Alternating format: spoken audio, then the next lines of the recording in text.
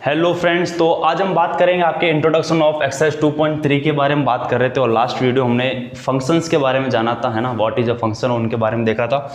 तो आज हम थोड़ा सा उससे आगे बढ़ेंगे, है ना। फंक्शन बड़ा ही इंपॉर्टेंट है क्योंकि जो 40% आपका जो 12th का जो कोर्स होगा ना, उसमें आप फंक्शन नाम जरूर सुनोगे, इसलिए फंक्शन को आप हमेशा याद रखेगा। ओके, तो चलिए हम बात करते हैं अब इंट्रोडक्शन ऑफ एक्सरसाइज 2.3 का नेक्स्ट पार्ट आज हम डिस्कस करेंगे, जिसमें हम कुछ फंक्शंस के बारे में बात करेंगे। ठीक है, तो देखो सबसे पहले हम बात करते हैं कि रियल फंक्शंस आपका क्या होता है। ठीक है, तो सबसे पहला जो आपका टॉपिक होगा आज का वो होगा हमारा real function.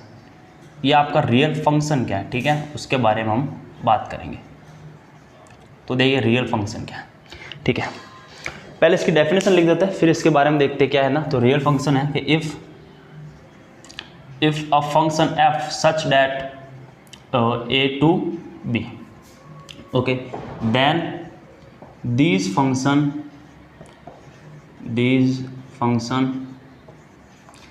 said to be a real function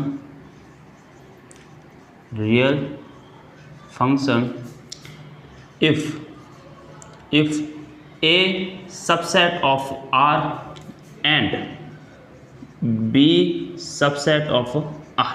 okay, तो ये हमने सिंपल से इसकी डेफिनेशन लिखी, बड़ी ही इजी डेफिनेशन है, कुछ इसमें ऐसा है नहीं। क्या बोला हुआ, देखो इफ़ कोई एक फंक्शन है f, है ना, such that a to b, जो फंक्शन है वो आपका a to b है। तो ये जो फंक्शन है उसको हम रियल फंक्शन तब बोलेंगे जब जो a है वो तो r का सबसेट होगा। ओके, और जो b जो सेट है वो भी क्या होना चाहिए, आपका r का सबसेट होना चाहिए।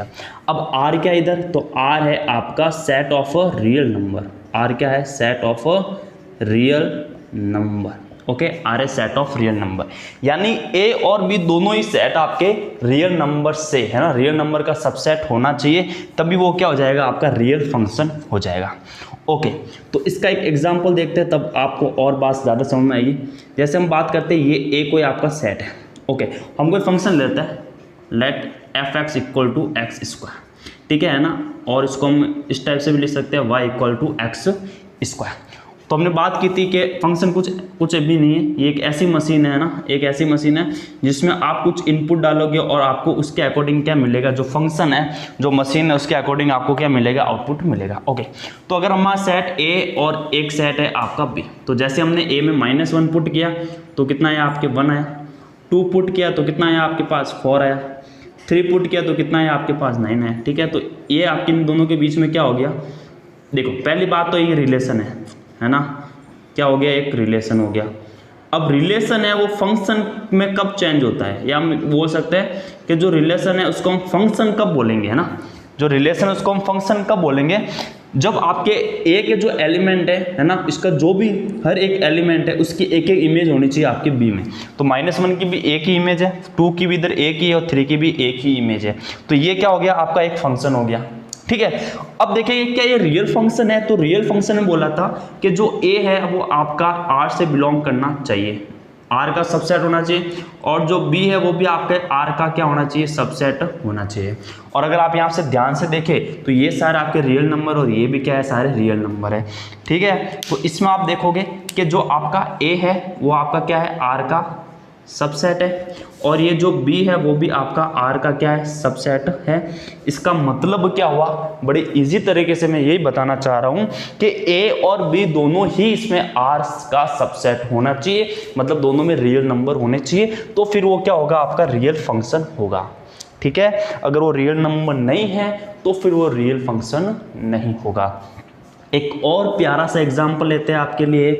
ठीक है, लेट ए बी सी, ये आपका कोई सेट है और यहाँ पे 1 2 3 है ना, तो इसकी इमेज 1 है, इसकी इमेज 2 है, इसकी इमेज 3 है।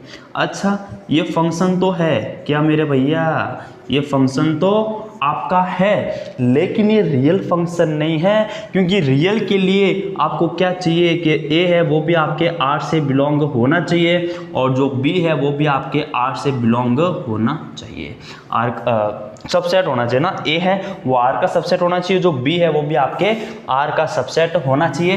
तो इस कंडीशन में बोल सकते हैं कि यहाँ पे जो a है वो आपके R का सबसेट नहीं है। बी तो है आपके आर का सबसेट, लेकिन ए आर का सबसेट नहीं है, तो फिर ये रियल फंक्शन नहीं होगा। तो ये बात आपको आगे होगी रियल फंक्शन के बारे में, ठीक है। अब हम नेक्स्ट देखते हैं, इसमें नेक्स्ट हम एक और है रियल वैल्यूड फंक्शन, ठीक है, रियल वैल्यूड फंक्शन। तो देखते हैं रियल वैल्यूड फंक्शन में आपके पास क्या है। ओके,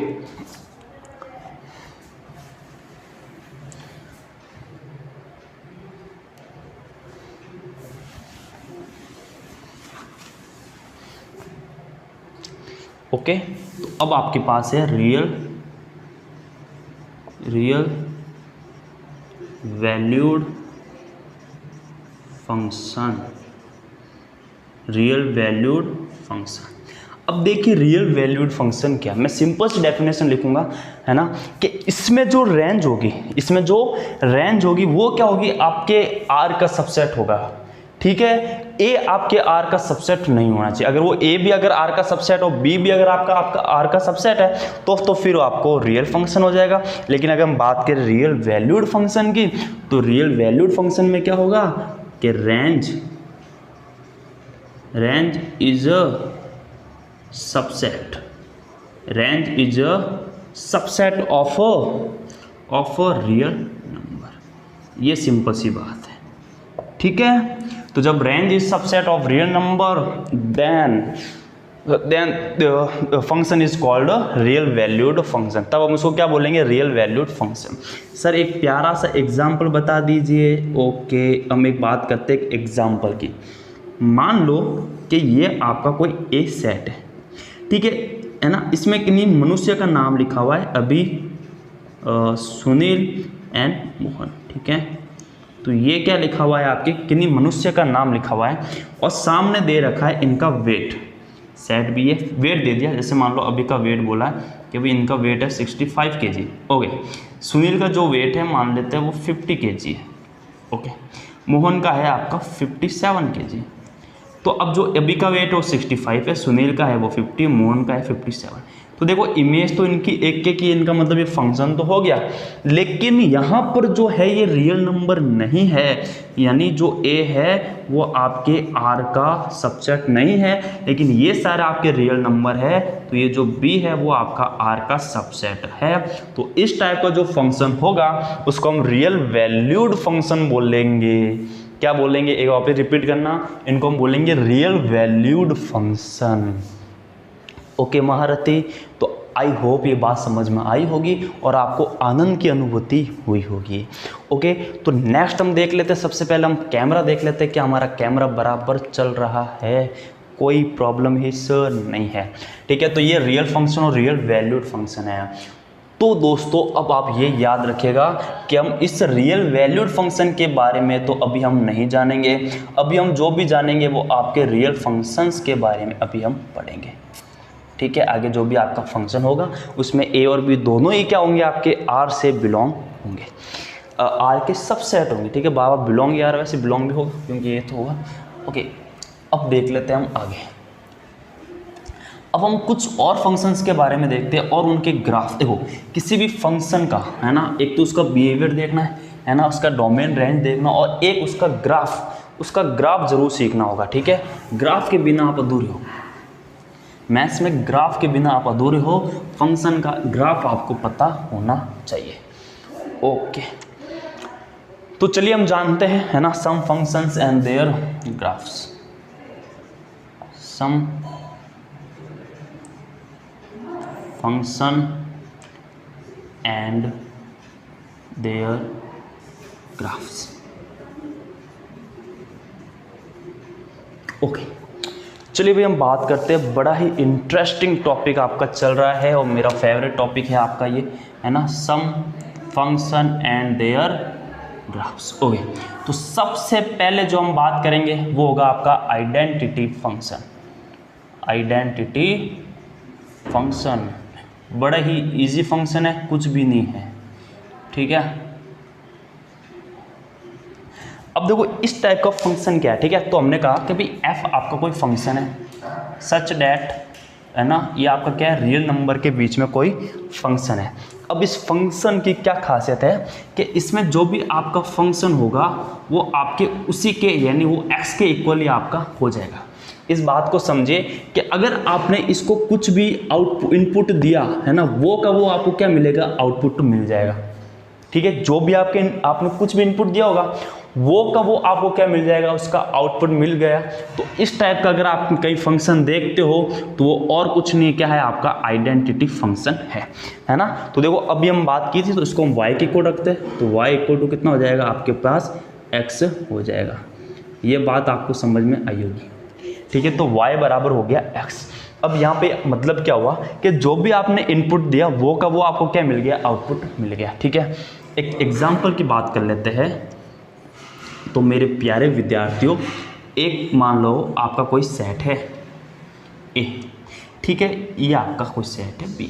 यहाँ पे इमेज बनेगी, तो मैंने लिखा इधर 2 है, तो x की वैल्यू जैसे मैंने 2 ली तो भाई x होगा ये एलिमेंट और ये एलिमेंट y हो गया। तो जैसे मैंने यहाँ से 2 लिया तो b भी आपको क्या मिल गया 2, y भी आपको 2 मिलेगा। x मैंने 3 लिया तो ये भी आपको कितना मिल गया 3। ठीक है, यहाँ ले लिया मैंने -1 तो ये भी मिल गया आपको 1। ठीक है, एक बार -2 भी लेते हैं, तो -2 लिया तो ये -2 ले लिया, और 1 लिया तो यहाँ पे भी क्या मिल गया आपको 1 मिल गया। ठीक है, तो 2 -2 ये ले लिए, 1 और 1 ले लिया। ठीक है, तो ये इसकी इमेज हो गई, ये इसकी इमेज, ये -1 है इसकी इमेज, और ये इसकी इमेज। ठीक है, तो यहाँ पे क्या देखा आपने कि आपने जो भी इनपुट दिए ना, ये तो आपके इनपुट ही है, ये आपके क्या इनपुट है, और ये क्या है हमारे आउटपुट। ठीक है, तो एक ऐसी मशीन है कि जिसमें आप जितना इनपुट डालोगे वैसा का वैसा है ना, हम शक्ल आपको क्या मिलेगा, उसका आउटपुट मिलेगा। अगर इस टाइप का आप कहीं भी फंक्शन देखते हो तो वो हमारा आइडेंटिटी फंक्शन होगा। Okay, got it. I hope ये चीज़ आपको बिल्कुल समझ में आई होगी। ओके, अब इसका देख लेते हैं ग्राफ। बड़ा ही प्यारा ग्राफ होगा इसका। ठीक है, अब देखते हैं इनका ग्राफ।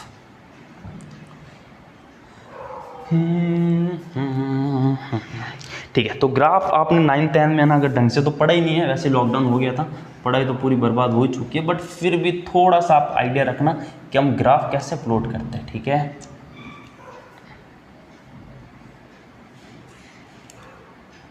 ये आपका x है, ये y है ना, तो यही हम वैल्यू लेते हैं। ये 2 रखा तो ये -2 है ना, 2 रखा तो 2, -2 रखा तो -2, -1 रखा तो -1, और 1 रखा तो क्या है आपका 1 है ना।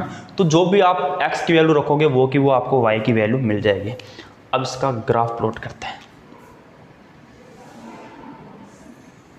ठीक है, तो ये हो गया आपका x एक्सिस, ये हो गया आपका y है ना, ये हो गया आपका x डैश, और ये हो गया आपका y डैश। तो नंबरिंग कर देते हैं 1 2 एंड 3, 1 2 एंड 3, -1 -2 एंड -3, -1 -2 एंड -3। अब देखिए, अब देखो 2 की वैल्यू 2 है ना, पहले 1 की देख लेते तो 1 और 1 कहाँ पे, ये रहा आपका 1 और 1। ठीक है, -1 कहाँ है, ये रहा आपका -1 ठीक है, और -2 ये रहा आपका -2 और ये रहा आपका +2।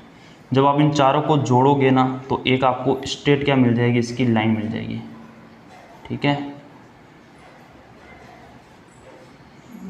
एक आपको स्ट्रेट क्या मिलेगी, इनकी लाइन मिलेगी, और ये कहाँ पे आपके कट करेंगे, ये आपके ओरिजिन पर कट करेंगे है ना।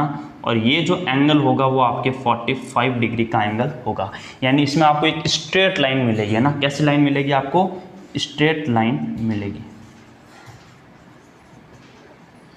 Straight line. ठीक है, एकदम सीधी लाइन आपको इसमें मिलेगी इस ग्राफ में। तो ये हो गया आपका स्ट्रेट लाइन मिलेगी है ना, ये x एक्सिस हो गया, ये y एक्सिस हो गया। तो ये ग्राफ होता है हमारा आइडेंटिटी फंक्शन का। तो आई होप ये बात आपको समझ में आई होगी कि आइडेंटिटी फंक्शन का ग्राफ क्या है और कैसा है। ठीक है, अब नेक्स्ट हम फंक्शन के बारे में बात करेंगे। नेक्स्ट फंक्शन है आपका कांस्टेंट फंक्शन है ना। क्या है आपका कांस्टेंट फंक्शन। अच्छा, इसके डोमेन और रेंज की बात नहीं की ना, हम देख लेते डोमेन और रेंज भी देखना, बड़ा ही इंपॉर्टेंट है डोमेन और रेंज। ठीक है, तो आप मत भूलना, मैं तो भूल गया लेकिन फिर भी आप तो भी टाइम पर याद आ गया। ठीक है, एक हम बात करेंगे इसके डोमेन की और एक हम बात करेंगे इसके रेंज की। तो आपने बोला कि सर हमने इनको क्या दिए, सारे रियल नंबर दिए, हमने इनको सारे इनपुट क्या दिए, रियल नंबर ही दिए, तो ये जो डोमेन है वो क्या होगा, आपका रियल नंबर होगा। मतलब ये माइनस इनफाइनाइट से प्लस इनफाइनाइट के बीच वाले जितने भी नंबर है वो सारे इनके डोमेन है। और रेंज क्या है, डोमेन की इक्वली तो रेंज थी, तो इसमें भी आपका आर ही होगा, मतलब ये भी आपके माइनस इनफाइनाइट से प्लस इनफाइनाइट बीच के सारे नंबर क्या हो जाएगी, इसकी रेंज हो जाएगी।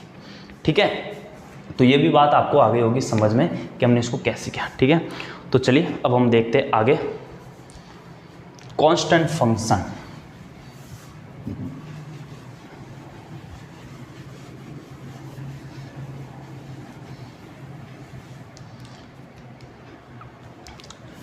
तो देखिए सेकंड है आपका कांस्टेंट फंक्शन।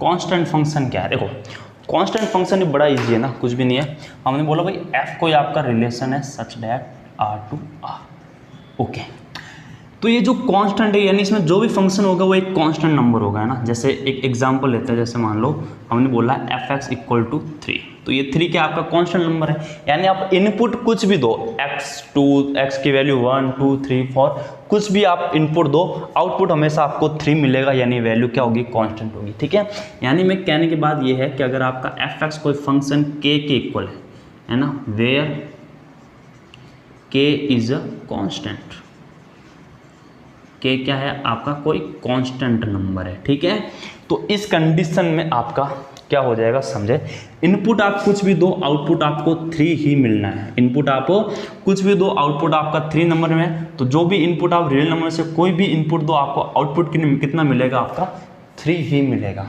समझ गए, यानी अगर हम बात करें इसके डोमेन की, तो डोमेन यानी आप इनपुट क्या दे रहे हो, हमने बोला भाई इनको इनपुट हम 8 दे रहे हैं।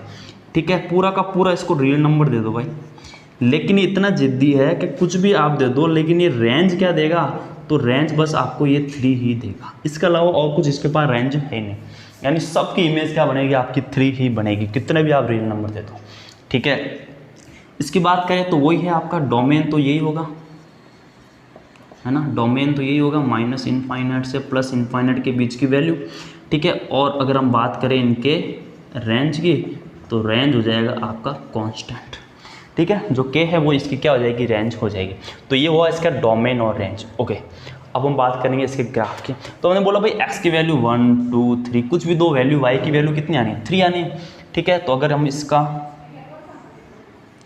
कुछ इस टाइप का बनाने का ट्राई करें, है ना, 4 हमने कोई पॉइंट ले लिए, ये x है ये y, -1 रखा तो भी 3 आया, 1 रखा तो भी 3, 2 रखा तो भी 3 और -2 रखा तो भी आपका 3।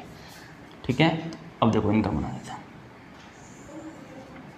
ये आपका 1 ये 2 ये 3 ये -1 ये -2 और ये -3, ये 1 ये 2 और ये 3। ठीक है, तो ये हो गया पॉइंट, इसका पॉइंट ये हो गया और इसका पॉइंट ये हो गया, इसका पॉइंट ये है ना, तो ये आपका सारे पॉइंट हो गए, यानी आपके क्या ये एक सीधी की सीधी लाइन आ गई इसमें। ठीक है, लेकिन ये जो आपको लाइन दिख रही है ना, ये जो लाइन दिख रही है आपको, ये एक्चुअल में है कि ये एक्स एक्सिस के क्या है, आपके पैरेलल है, एक्स एक्सिस के क्या आएगी, पैरेलल। तो जब भी आपके पास कांस्टेंट फंक्शन आएगा, तो इसमें जो भी आपकी लाइन आएगी वो हमेशा क्या होगी, आपके एक्स एक्सिस के क्या होगी, पैरेलल होगी। तो मैं लिख देंगे इधर, ये साइन पैरेलल का है, तो parallel to x axis, parallel to x axis, है ना। तो ये हमेशा क्या आएगी, आपके एक्स एक्सिस के क्या आएगी, हमेशा पैरेलल आएगी, है ना। ये 11 नहीं है, ये आपका पैरेलल है। ठीक है, तो एक्स एक्सिस के हमेशा क्या आएगी, वो पैरेलल आएगी, वही आपका क्या हो जाएगा, कांस्टेंट फंक्शन आपका हो जाएगा। बात आ रही है ना आपको समझ में, ये आपका कांस्टेंट फंक्शन हो जाएगा। ठीक है, अभी 5 और आपकी इस टाइप के कुछ फंक्शन है, 5 या 6 हैं, जिसको हम नेक्स्ट वीडियो में देखेंगे, है ना। तो ये वीडियो हमारे 15 या 16 मिनट का बन गया होगा। तो यहाँ तक हमने 2 फंक्शन, पहले हम रियल फंक्शन के बारे में देखा, फिर हमने रियल वैल्यूड फंक्शन के बारे में बात की, फिर हमने आइडेंटिटी फंक्शन की बात की, और अभी हमने कांस्टेंट फंक्शन की बात की। तो ये चारों आपको जो टॉपिक है आराम से आपको समझ में आया होगा। तो नेक्स्ट हमारा जो लेक्चर होगा उसमें हम बाकी बचे हुए सारे फंक्शंस के बारे में बात करेंगे। तो चलिए आज के लिए इतना ही, गुड नाइट और मज़े कीजिए।